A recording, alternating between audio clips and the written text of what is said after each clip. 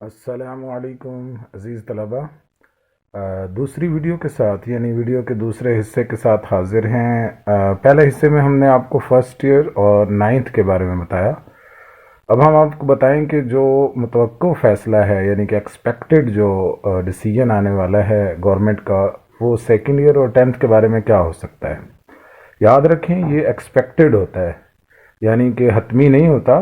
یہ ایک ہم آپ کو بتا رہے ہیں تو اس کا مطلب یہ ہے کہ ایکسپیکٹ آپ کر سکتے ہیں۔ اچھا، نمبر 1 آپ کو یہ بتائیں کہ فیصلہ یہ ہو سکتا ہے کہ سندھ کی طرح تمام سٹوڈنٹس کو پاسنگ مارکس دے دیے جائیں آسان پیپر بنا کے، اور ٹائم پہ ہی پیپر ہوں سیکنڈ ایئر اور 10th کے، 3 اختیاری مضامین کے جو ہونے ہیں نا، اور 4 10th کے اور 3 سیکنڈ ایئر کے۔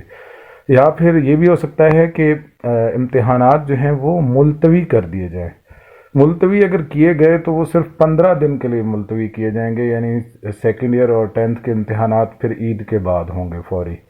تو یہ بھی اس وجہ سے ہوا ہے کہ کچھ بچوں نے یہ کہا کہ ہمیں ٹائم نہیں ملا، ہمیں وقت دیا جائے۔ یہ بہت بڑی غلطی کی احتجاج کے دوران کچھ بچوں نے، کہ انہوں نے وقت مانگا ہے، اور یہ جو وقت ملنا ہے، ملتوی ہونا ہے، یہ ہے بہت کم چانس ہے کہ ملتوی ہو۔